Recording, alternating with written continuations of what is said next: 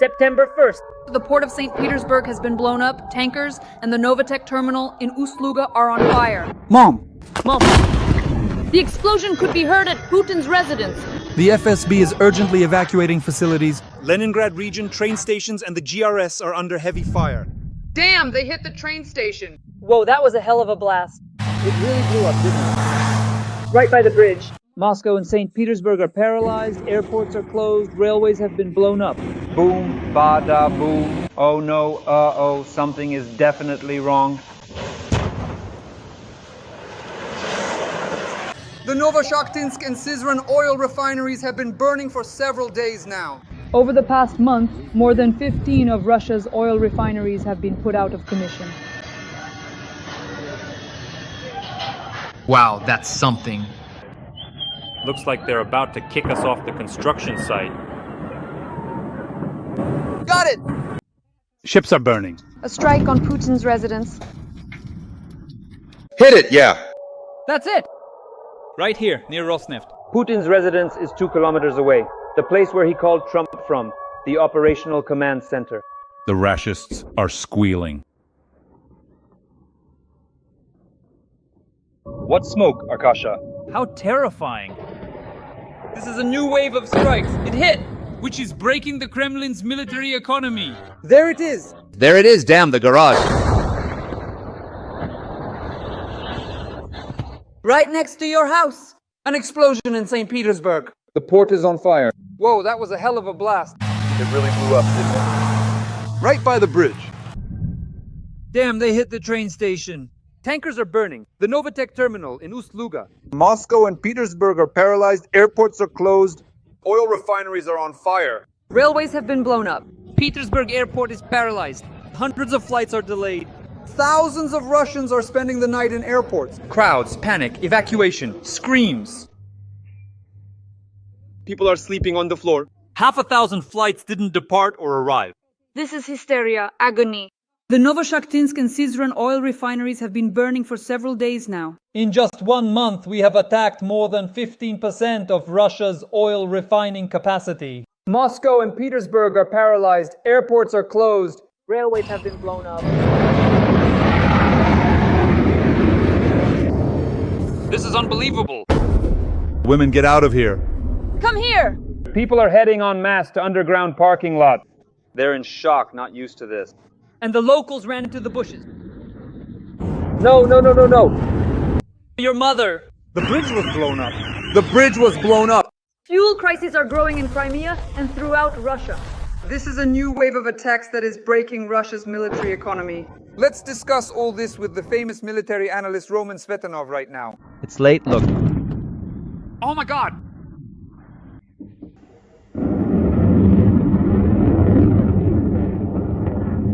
Greetings. Wishing everyone good health. An explosion at the port of St. Petersburg. How do you assess the strikes? Tankers are burning. The Novatek terminal in Ust-Luga.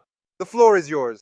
We've been waiting a long time for the Security Service of Ukraine and the main intelligence directorate to join the work of Magyar's drone forces.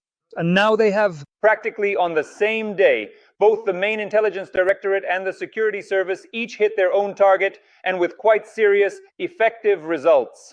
The main intelligence directorate struck in Svitan, and the security service of Ukraine reached Ust-Luga for the second time. They had already reached it before back last year, and Ust-Luga was already burning then. At that time, a serious blow was dealt to Russian transit, including both gas and oil. And not just gas, but also liquefied gas, the so-called LNG. Why? Because the Novatek terminal there, which pumps gas, is one of the main and most powerful ones that handles this flow. Besides Ust-Luga, there is also another port there, which will also need to be reached. There are only 3 ports in total, but basically, if on our side, there are 3 ports that need to be taken out of operation. One of them is Ust-Luga. Then there's also Primorsky. And another one is Novorossiysk. Over in the Far East, they have another terminal, but I think if the security service has seriously set its sights on the ports and terminals, they'll get to the Far East as well. All the more so, we shouldn't forget about the Far Eastern Ukrainian People's Republic, Zeleny Klin. They'll find confidence there with proper Ukrainian surnames, whose ancestors were cultivating that virgin land 100 years ago, what they called Zakitashchina, and they'll take down that port too. That's why for quite a while now, well, literally 3 weeks, this is the 4th week, our SBS have been working, and now the security service has joined in as well. At the very least, they've neutralized one of the installations there, which now prevents further loading of Russian fuel and gas, among other things. So, for example, in order to completely shut off the gas, the security service needs to get there, and they definitely can do that. Once they've reached it, remember the web? They've already gotten to the Ukrainian one, to the Belaya one. That's all the way in Zabaikalsky Krai. In other words, they can definitely reach Surgut, for example. They need to take out what is commonly referred to as the Yamal Cross. In the significant Yamal region, specifically starting from the town of Urengoy, that is actually where one of the major and most important natural gas pipelines truly begins, the so-called pipe, which is a crucial part of the energy infrastructure. Urengoy, Pomary, Uzhgorod. So Pomary and Urengoy is near Yamal. Pomary is on the Volga, and Uzhgorod is in Ukraine. Then this gas pipeline went on to Europe, one of the pipelines, and there are 17 of them. The junction, that's what's called the Yamal Cross, 17 gas pipelines of that scale. It just needs to be burned. If you burn this junction, believe me, they won't need to chase after Ust-Luga because there simply won't be any gas. There'll be nothing to liquefy. So that's the kind of move that should be made. It's a sort of target designation for our SBU guys. If they don't know, we'll explain it to them in simple terms where to strike next. And for several years, we've been talking, showing, explaining where it's best to strike at the Russian oil industry in order to stop some of the pumping. Well, there you go. Modi heard us, hit Unecha and stopped Druzhba. How long have we been talking about Unecha with you? 2 years at least, I'd say. So this pumping through the Druzhba pipeline has at the very least stopped not just the flow of oil, but also the flow of petrodollars to Russia. This pipeline was bringing $18 million a day to the Russian treasury. Besides that, of course, the other pipelines also need to be subtracted. Now the SBU and GUAR have joined the SBS, and believe me, if they keep working, if no one shuts them down, and as for that switch, someone needs to break the hands of whoever has already flipped it twice, stopping the work of the GUAR and SBU. Remember, we talked about sanctions against Maliuk and Budanov. They were the most effective, truly the most effective, and yet someone from the office shut them down. Those hands should be broken off, ripped out to the very limit, so that no one ever touches that switch again. Dear audience, please like this video. Write a few kind words in the comments to support Ukraine. And of course, share your thoughts about our successful special operations on Russian territory. Roman Grigorievich, the Ust-Luga port is the largest gas and oil refining complex in Europe. It processes up to 45 billion cubic meters of gas per year. In your opinion, does it shut down mean paralysis of Russia's export potential? And to what extent will this blow to the Russian energy sector affect, first and foremost, the financing of the war? That is the main objective, to stop the financing of the Russian army, to destroy the mechanisms for supplying petrodollars. There's simply no other way. The Russian oil and gas sector brings more than $1/3 of $1 trillion to the Russian treasury every year. They receive over $300 billion from pumping and selling oil products and gas processing. One of these mechanisms, of course, is Ust-Luga, and a strike on the Druzhba oil pipeline halting the flow of oil, a strike on Ust-Luga. This stops the reverse flow of petrodollars. In other words, the Russian economy doesn't receive foreign currency, and naturally there's nothing to pay for or deploy new Russian recruits. That is this process. It needs to proceed in an accumulative mode. You have to subtract every day, at least every other day. But ideally, of course, if you cut off the Russian economy's access to these dollars every single day, that is from oil sales and also from gas processing. Well, we'll see how this goes, how it develops further. This week we have 3 episodes. Let's see precisely how many critical oil refineries or vital oil pipelines our formidable defense forces will effectively take out in the coming days. And of course, on the same day, the Syzran oil refinery and the Novatek oil refinery were attacked, which caused a fuel shortage and lines at gas stations all across Russia. Everyone is crying, complaining, saying there's no fuel, no gasoline, it's impossible to buy. Can we say that the Ukrainian armed forces are launching a systematic campaign to destroy oil refining in Russia? Is this a strategic goal, Roman Grigorievich? Well, after the GUR and SBU got involved, I'll say it again, we can say that systematic work has begun because the drone forces alone couldn't handle this task. But the GUR and SBU have been quite successful at it. They've been taking out Russian oil refining for 2 years now. Basically, they are already involved now. The strike on Syzran was carried out by special units of the main intelligence directorate, while the attack on Novoshaktinsk was done by the drone forces. This was the work of Modiar. This kind of approach, this triune, this triad of our special services and our army will bring down the Russian economy by the end of the year. Let me repeat once again, just don't stop. The synergistic effect is very important here.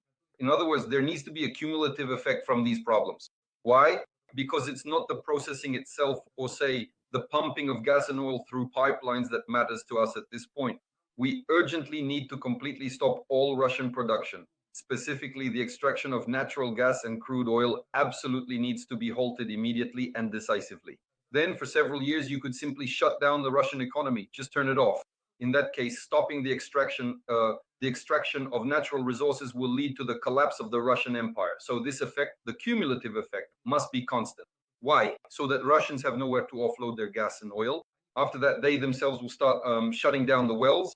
I mean, to shut them down, there are thousands of wells. We can't get to all of them. But say, if we manage to reach a few pipelines, there aren't even 10 of them. And if you include the Yamal Cross, you could practically take out almost half of all the pipelines. And in addition, the destruction of about 30 major million-ton oil production and processing plants, at least, that would stop Russia. It would halt Russian oil production. They'd have to shut down the wells. And once a well is shut down, it takes them several years to get it running again, and that would only happen later after Russia falls apart. At that point, the republics themselves will be dealing with this issue. Roman Grigorievich, the key oil refinery in southern Russia, the Novoshaktinsk refinery, has been burning for 5 days straight now. The fire, according to the Russians, still can't be brought under control. Are we correct in understanding that this was, among other things, the result of a strike by our Flamingo cruise missile with a range of 3,000 kilometers? Because it was reported that these were indeed tests. Well, that's possible. I mean, purely from a technical standpoint, it's just a couple hundred kilometers to Novoshaktinsk, so the missile definitely covered that distance. As a test, if such a strike was, for example, part of the pre-production testing program, as they call it, then naturally they target nearby objectives to get feedback, to confirm the objective control systems, to decode the data, and to see how it performs. So this is during the preparation process before mass production. But if it has gone into mass production, like the Flamingo, for example, then the strikes will be carried out at maximum range. There's absolutely no point in using it at minimum range.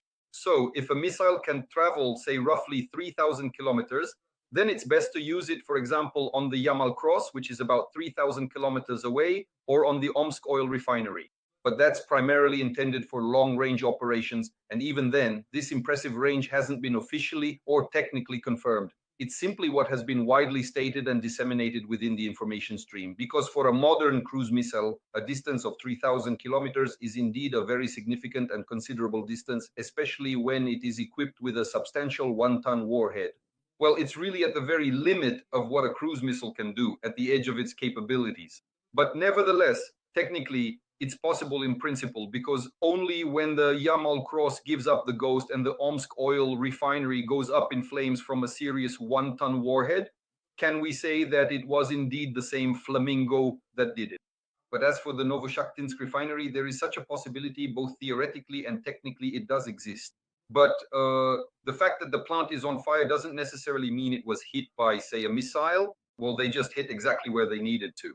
So what is the Russian oil industry? Well, any oil industry, any oil and gas sector is basically something that can catch fire from a single match if you just know where to strike it. Real experts know exactly what needs to be set on fire to make the whole plant blow up and burn down. They know how to do it, and in the end, we're waiting for them. Someday these concerned individuals will show up at every oil refinery, every gas processing plant, and set the Russian oil industry on fire. This, I'll repeat once more, will lead to the collapse of the Russian Empire, and that in turn will practically destroy the Russian army. Because any army is a derivative of the state. No state, no army. There will be no one left for us to fight against.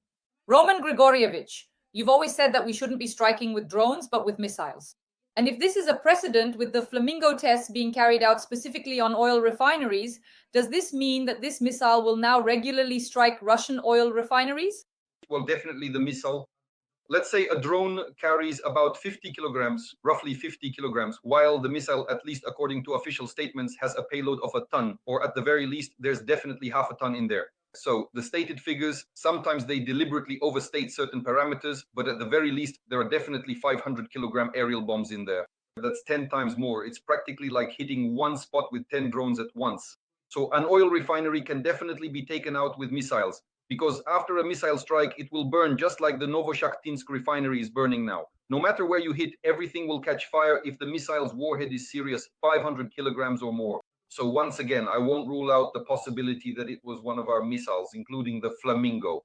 The only thing is the range is just short. In other words, they basically fired it almost at themselves. Although for pre-production testing, even that is possible. Explosions occurred near the airfield in the Kaluga region, and the airports Pulkovo, Vnukovo, and Sheremetyevo were also shut down. In your opinion, how does the paralysis of civil aviation affect the logistics of the Russian army as well? This must impact military transport, right?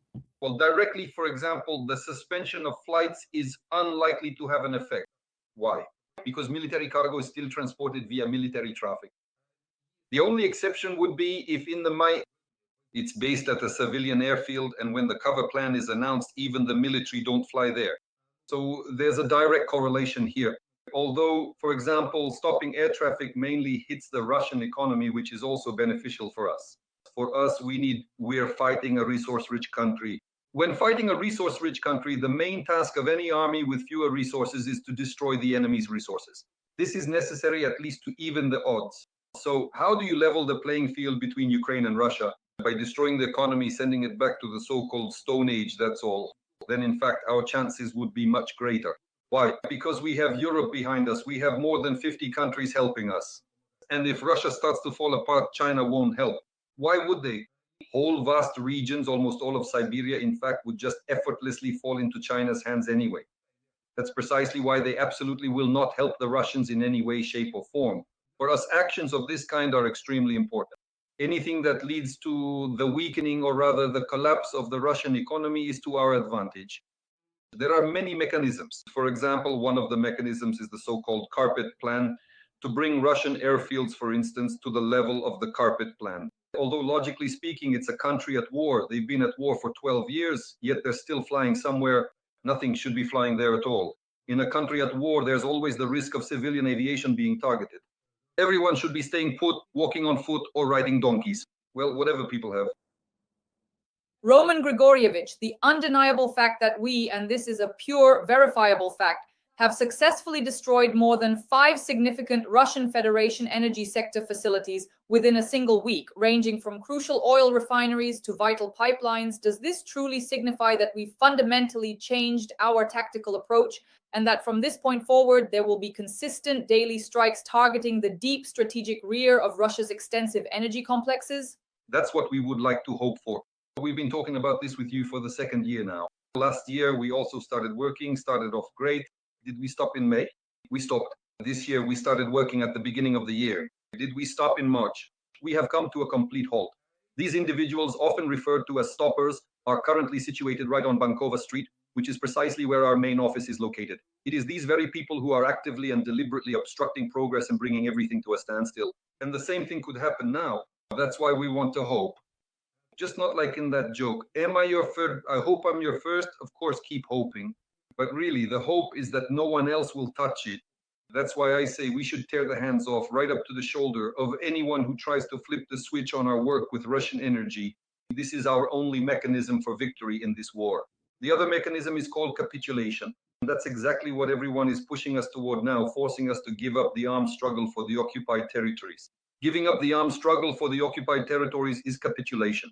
And defeating Russia, a resource-rich country, is only possible by destroying its resources. In other words, by carrying out the very task you just asked about, namely, destroying the Russian oil industry. Roman Grigorievich, regarding the strikes from Crimea. We are hitting military airfields, and now Crimea is without fuel. This has been officially announced. Fuel is running out, don't wait in line. Can you imagine the chaos going on there? According to open sources, all Crimeans are in shock. They're showing gas stations where there's simply no gasoline. How can the armed forces of Ukraine take advantage of this situation?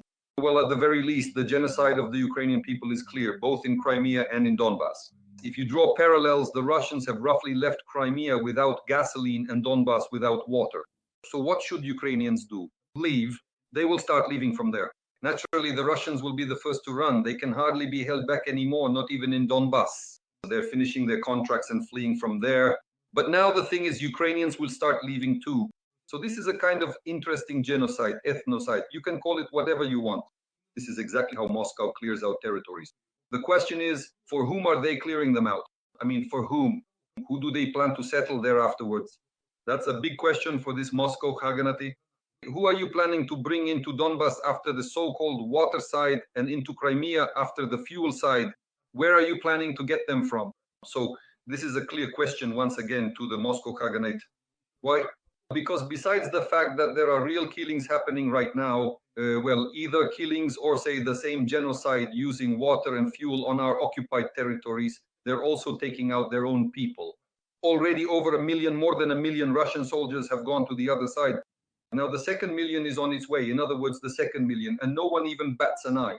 And Putin doesn't care, because whether it's 1 million less or 1 million more, it makes no difference to him. It's like this Khaganate. They don't care how many Slavs die or non-Slavs. It doesn't matter. These aren't their people. So this 2nd million, the ongoing destruction of the Russian army, they have no intention of stopping. There's a line over there and they're herding just anyone into the Russian army. Lately, they've started recruiting just anyone. Why? Because they're raising, well, again, how are they recruiting? Through certain funding. They have the money to put a 2nd million into the ranks for destruction, as it's called. Why do they have money? Because the oil industry is working. And in order for them not to have money to drive Russians into the army, we need to keep working on the oil sector. That's why there's such a comprehensive approach to destruction here. On one hand, the Ukrainians, the cleansing of Donbas and Crimea of the Ukrainian population, and the second objective there, or rather the second task that the Moscow Khaganate is carrying out, is the destruction of the Russian nation as such. This is clearly visible. The 2nd million has gone. Remember the Afghan war. Back then, about 15,000 of our guys died. Every life counted and every loss was mourned. But now they've lost the 2nd million and no one even sheds a tear, as they say. That's their approach to destroying Russians as well. Roman Grigorievich, we often discuss that it's necessary to strike all military targets in Crimea, to destroy radars, to destroy air defense systems. But right now, things seem to have quieted down a bit. What do you think is the reason for that? Well, most likely preparations are underway. The thing is, since we can't produce a lot at once, like the Russians do, for example, those same Irans with the Chinese, we don't have the Chinese at hand. If we had the Chinese at hand, we would be producing and carrying out combat missions every day. But since we mainly produce everything at our own facilities, or for example, at our partners' facilities, we end up working in waves. So there's a build-up phase which lasts at least 3 to 4 days. But as it is, of course, it takes 5 to 7 days to prepare a wave, because without a wave, meaning without a large number of, say, strike assets, we can't break through the Russian frontline air defense right now. The only way to break through Russian air defense is by exceeding the saturation coefficient of the surface-to-air missile systems that make up this air defense. So we need to spend several days accumulating strike assets of various types, drones, missiles, and different kinds as well. So only after that, with a large concentration, can we break through the frontal air defense, reach the point defense systems, and then finish off the point defense as well. In other words, we end up having to lose a large number of our missiles and drones twice in order to reach the main target. That's how it is. But nevertheless, we do manage to get through. So it's a wave, and as I understand it, the last few days have been about preparation. In the near future, this week, there will be another strong wave. I think on Wednesday or Friday, we'll talk about it with you. Roman Grigorievich, so Madhyar has analyzed all our strikes. The commander of the unmanned systems forces reported on the Russian oil refineries and gas pipelines that have been set on fire. The former Medvedchuk-owned refinery in Novoshaktinsk has been burning for more than 60 hours. On August 14th, the Lukoil Volgograd refinery, formerly Stalingrad, halted operations. On August 18th, Druzhba. On August 20th, the Novoshaktinsk refinery.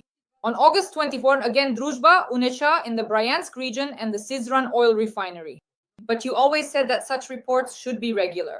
Well, lately, this has become a regular occurrence. Well, we need to be objective. Let's look at this objectively. We have a mechanism for victory, and that's very important, because right now everyone is only telling us about mechanisms for how we should capitulate. Like, we'll give this up, we'll change that, we'll refuse here, we won't join there, and so on and so forth. Why should we listen to all of this? What's the point if we have mechanisms for victory? And Madhyar clearly demonstrated them. He showed in a week how it's done. So the question is just this. It's about the amount of strike assets. And before that, it took several weeks to gather them. I mean, to accumulate and collect them, it's not that easy to do under Russian missile strikes, long-range missiles, the same Kinzhal missiles. So I truly think that after all was said and done, it was, well, in a genuinely good way, a bit of a necessary and impactful show. But this particular show was absolutely essential. It truly had to be done to instill not just a profound sense of hope, but also a strong and unwavering confidence in our ultimate victory within the entirety of Ukrainian society. Here's the mechanism. Madhyar showed it. Just scale it up, fund the execution of these tasks, and God forbid you stop it. Honestly, right now, heads will roll if anyone tries to stop the strikes on Russian oil facilities, which in just a week have already shown what kind of effect they have. In some regions of Russia, the Russians have run out of gasoline. So here's the mechanism. And by the way, soon there won't be any money either. If Madhyar, by the end of the year, takes out, well, not just Madhyar, now we can say after the SBU and GUR got involved, the defense forces of Ukraine, the Ukrainian army, Ukrainian soldiers will take down the Russian economy. They will take it down. We once said next year, basically, Nabulina will just print more money. She'll hang inflation on the Russians, but by 2027, there won't be anything left to hang, and that's when it will all start to collapse. Moreover, the Russian economy will start to collapse in parallel with the Russian Empire because the republics that directly depend on those petrodollars will begin to leave, those that receive money from Moscow as certain so-called reinvestments. As soon as those flows stop, the Russian Empire will immediately start to fall apart. Let's wait. We have time, we have the mechanisms, and I'll say it again. The main thing is not to stop. Roman Grigorievich, to sum up, where and how exactly should we strike on Russian territory in order to effectively force Putin to stop this ongoing war? To force Putin to stop the war. Well, this is probably the 5th time today I'm repeating this. It's impossible to force Putin to stop the war. It's impossible for one simple reason. Their goal is to seize first part of Ukraine and then all of Ukraine. And as long as the Russian Empire exists in its current form, it will continue to seize parts of Ukraine, in other words, in stages. In 2014, Russia was stopped. But for how long did they stop? For a few months? That was after Minsk 1. Poroshenko stopped them after Minsk 1. After Minsk 2, yes, after Minsk 1, they regrouped, got stronger, and attacked again, seizing another part, the next part of Donbass. Minsk 2 seemed to have stopped them. For how long? For 8 years. Over those 8 years, they regrouped and tried to take over all of Ukraine in 2022. That was the 3rd stage. Now, if we stop the fighting, well, there will be a 4th stage. In other words, it won't stop. It's impossible to stop the war with Putin as long as the Russian Empire exists as an empire. So in order for us to stop the war, we need to dismantle the Russian Empire. And dismantling the Russian Empire is possible. We've just shown the mechanism together. But only through the collapse of the Russian Empire is it possible to stop it. In terms of time, that's 3 to 4 years. 3 to 4 years. Half a year just burning Russian oil infrastructure. They'll manage to get by on inflation for another year, and somewhere around 2027, they'll start to collapse.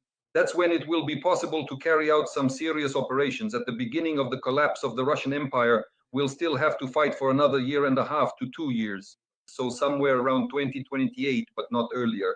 Roman Grigorievich, what kind of actions should these be? So are we talking exclusively about strikes on oil refineries, or do we still need a different strategy as well?